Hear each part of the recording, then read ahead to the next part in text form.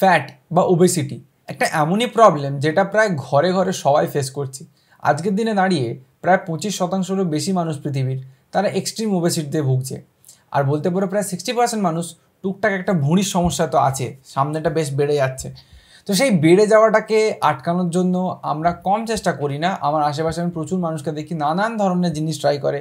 কেউ ধরে নাও সারাদিন না খাওয়ার প্ল্যান করছে, কেউ সারাদিনে শুধু ভাবছে যে ওয়ার্কআউট করবো, বেশি বেশি করে কিছু খাবো না। নানান মানুষের নানান ধারণা, জানো তো, মানে কেউ খাবার কমিয়ে দিচ্ছে, কেউ খাবারের মাঝখানে গ্যাপ কমিয়ে দিচ্ছে, কেউ খাবারের মাঝখানে গ্যাপ বাড়িয়ে দিচ্ছে। অনেকে অনেক রকমের এক্সপেরিমেন্ট করে, কেউ জলের ওপরে বেঁচে থাকার চেষ্টা করছে। তো সেই মিথগুলোকে, সেই ভুল ভ্রান্তিগুলোকে আজকে ভেঙে দেওয়ার চেষ্টা করবো এই ভিডিওতে। তো চ্যানেলে যদি নতুন হও চ্যানেলটা সাবস্ক্রাইব করে দিও। এই ধরনের ভিডিও যদি ভালো লাগে তাহলে লাইক করে দিও, বা এই ভিডিওটা ভালো লাগলেও লাইক করে দিও। তো চলো ভিডিওর মধ্যে যাওয়া যাক আর স্টার্ট করা যাক আমাদের ফ্যাট লসের জার্নিটাকে। দেখো, ফ্যাট লসের জার্নিটা না খুবই ক্রিটিক্যাল যদি তুমি নতুন হও। আর যদি তুমি পুরানো হও, মানে একবার তুমি ফ্যাট লসের জার্নিটা ওভারকাম করে এসেছো, তো তোমার জন্য এটা না একটা মামুলি কাজ, মানে একদম জল ভাত টাইপের, ঠিক আছে। মানে আমরা কি করি না ভাবো, যখন আমাদের ভুঁড়িটা একটু বেড়ে যাচ্ছে, মনে হয় পেটটা একটু বেড়ে, ভুঁড়ি বলবো না, প্রথমে আমাদের পেটটা বাড়ে, তারপর ওটা ভুঁড়িতে পরিণত হয়।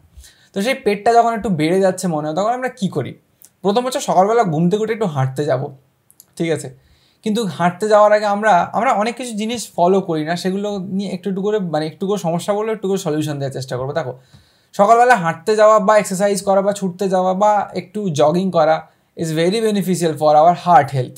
কিন্তু ওটাতে শুধু ফ্যাট কমবে না, ওটার পিছনে অনেক লজিক আছে। ধরো কোনো একটা মানুষ নর্মাল হাঁটছে, যার কারণে একটু তার হার্টবিটটা একটু হাই থাকছে, তো that is good for heart health, খুব ভালো। কিন্তু সেটার জন্য কি আদৌ ফ্যাট বার্ন হচ্ছে? সেই যে এনার্জিটা যেটা আমাদের বডি তখন নিচ্ছে, সেটা কি আদৌ ফ্যাট থেকে নিচ্ছে? সেটা নিয়ে অনেকের অনেক প্রশ্ন আছে। তো সেটাকে আগে একটু ক্লিয়ার করে দিই। দেখো, আমাদের বডি না ফ্যাট বার্ন করার জন্য অনেকগুলো প্রসেস দিয়ে যায়, ঠিক আছে। আমাদের যে ফ্যাটি অ্যাসিড যেটা জমে থাকে অ্যাজ ফ্যাট আমাদের সেলসের ভেতরে বা ভেতরে যে অ্যাডিপোজ টিস্যুসগুলো আছে ওখানে, তো ওগুলো না প্রথমে হুট করে ব্লাডে চলে আসে না। আর পুরোটাই জানো যে রেসপিরেশন বা মেটাবলিজমের পুরো প্রসেসটা সেটা আমাদের ব্লাডের মধ্যে হয়, মানে ওই ভেঙে আগুন জ্বালিয়ে খাবার তৈরি করা, এনার্জি তৈরি করা, ওই প্রসেসটা কিন্তু আমাদের ব্লাডের মধ্যেই হয়। তো সেই ফ্যাট সেলগুলোকে ব্লাডে আনতে হবে, কিন্তু ফ্যাট তো ব্লাডে মিশবে না, তার জন্য ওটাকে গ্লুকোজে পরিণত করতে হবে। তো সেই ফ্যাটটা গ্লুকোজে পরিণত হতে অনেকটা সময় নেয়, ওটা লিভারের থ্রুতে একটা প্রসেস হয়ে তারপর আসে। আমি এক্সট্রিম ডিটেলসে যাচ্ছি না, একটু ওপর ওভারঅলটা বলছি, তোমাদেরকে বুঝতে পারবে। তো ওটার একটা সময় লাগে, 15-20 মিনিট সময় লাগে পুরো জিনিসটা ইনিশিয়েটেড হতে, ঠিক আছে। মানে বলে না জিমেতে গিয়ে একটু ওয়ার্ম আপ করে না তারপর এক্সারসাইজ করবে, তো সেই ওয়ার্ম আপটাতে কী হয়, আমাদের ফ্যাটটা না রেডি হয় একদম গ্লুকোজে পরিণত হওয়ার জন্য। তো সকাল সকাল যারা করছো তাদেরকে একটা কিছু কিছু টিপস দিয়ে দিচ্ছি, শুনে রাখো, কাজে লাগবে। জ্ঞান দিচ্ছি না, টিপস দিচ্ছি। তো ঘুম থেকে উঠে কিছু না খেয়ে, একটু জল খাওয়া ইটস গুড, বাট কিছু না খেয়ে এমটি স্টামাকে যদি আমরা 30 মিনিট থেকে 45 মিনিট একটা ছোটো কার্ডিও করতে পারি, আমাদের ফ্যাট বার্ন হবে।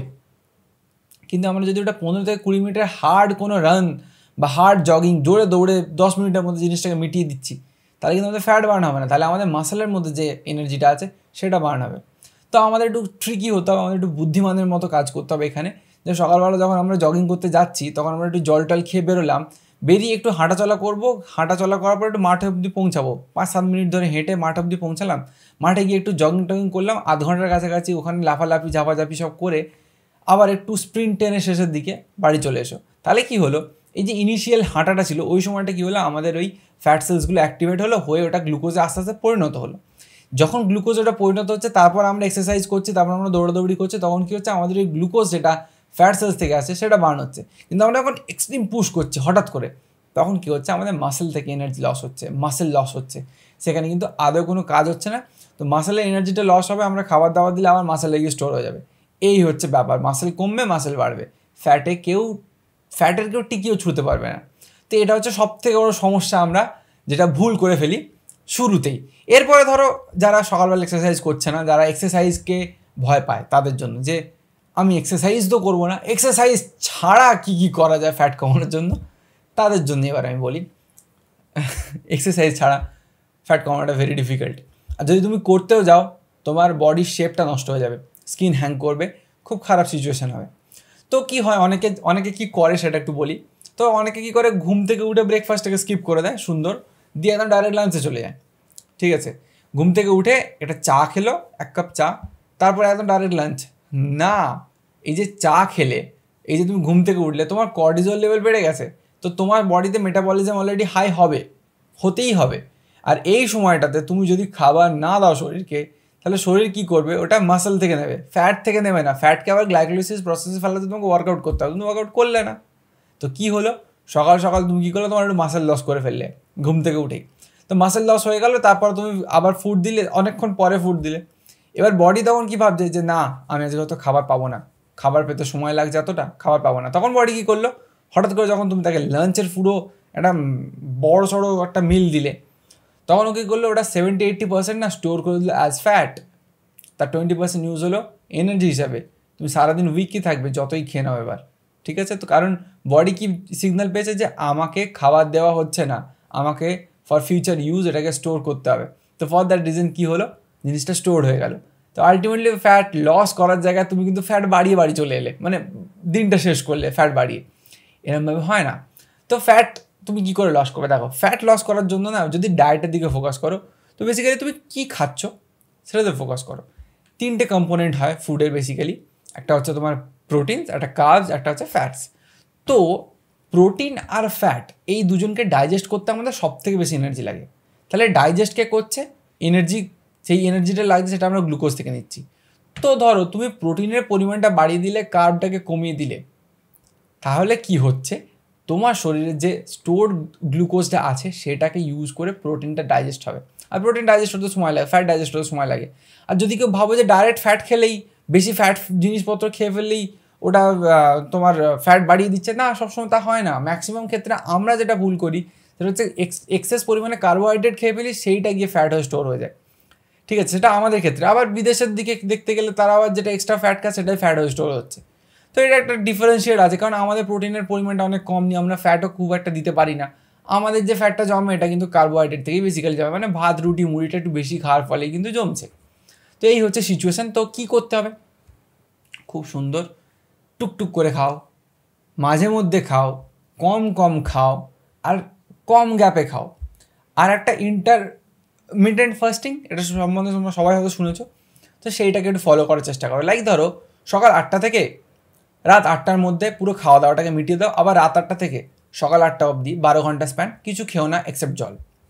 এই যে গ্যাপ, এটাকে তুমি 8 ঘন্টা দিয়ে স্টার্ট করো, মানে রাতের গ্যাপটা, যে 8 ঘন্টা আমি আমার পেটে কিছু দেবো না, বাদ বাকি যে ঘন্টাটা পড়ে থাকছে, 8-16 ঘন্টা পড়ে থাকছে, সেই 16 ঘন্টা আমি টুকটাক খাবো। আমি 16 ঘন্টায় 2টো বড় মিল দেবো যেটাতে একদম পেট ভরে খাবো, সেটা করলে কিন্তু ফ্যাট কমবে না।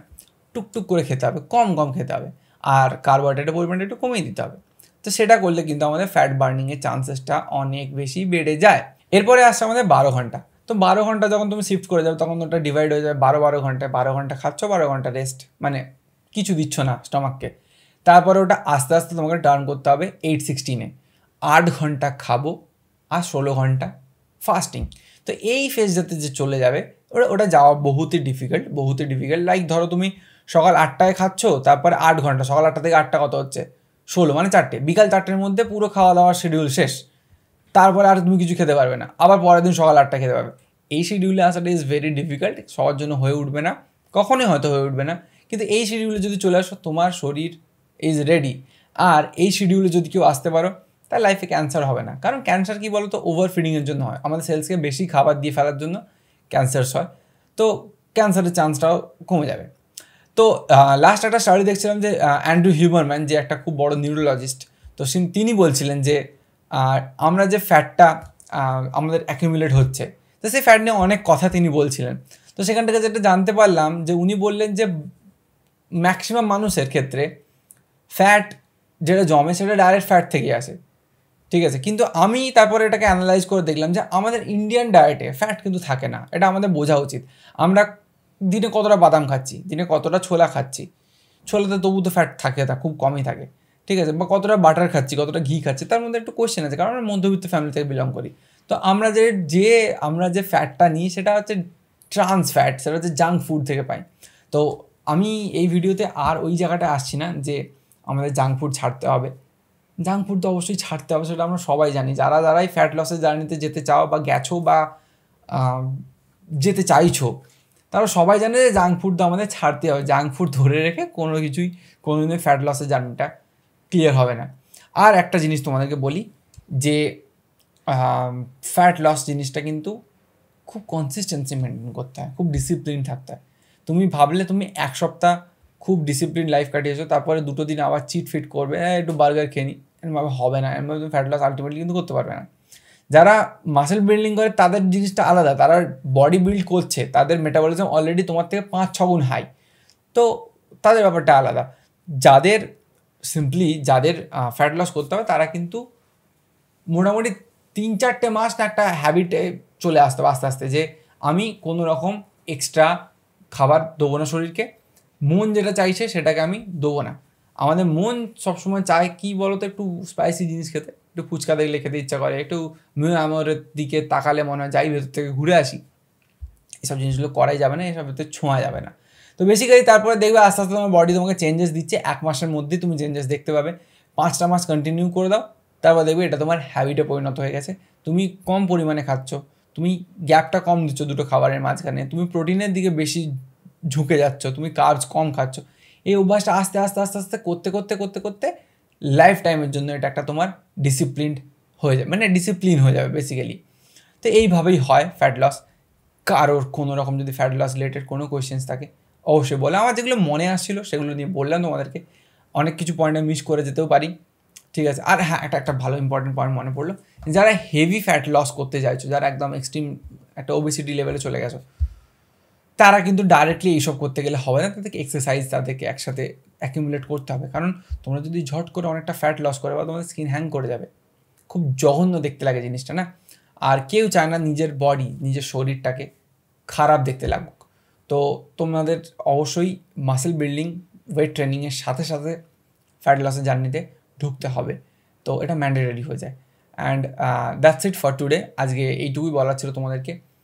কোনো কোয়েশ্চেন্স বলতে পারো কমেন্টে, নিঃসন্দেহে কোনো সমস্যা থাকবে না, সব ক্লিয়ার করে দেবো। কারো যদি কিছু পার্সোনালি কোয়েশ্চেন্স করার থাকে ইনস্টাগ্রামে টেক্সট করো, হেল্প করে দেবো। কারণ আমার ফ্যাট নেই তেমন কোনো একটা, অনেক দিন ধরে ট্রেনিং করেছি, অনেক দিন ধরে এক্সারসাইজ করছি, মোর দ্যান 6 years। স্পোর্টসের সাথেও কোয়াইট অফেন যুক্ত থাকি, তো কোয়াইট ফিট আছি, নজর লাগিয়ে দিও না কেউ, কোয়াইট ফিট আছি। তো কোশ্চেন করলে উত্তর দিয়ে দেবো। চলো that's it for today, bye. পরের ভিডিওতে আবার দেখা হচ্ছে।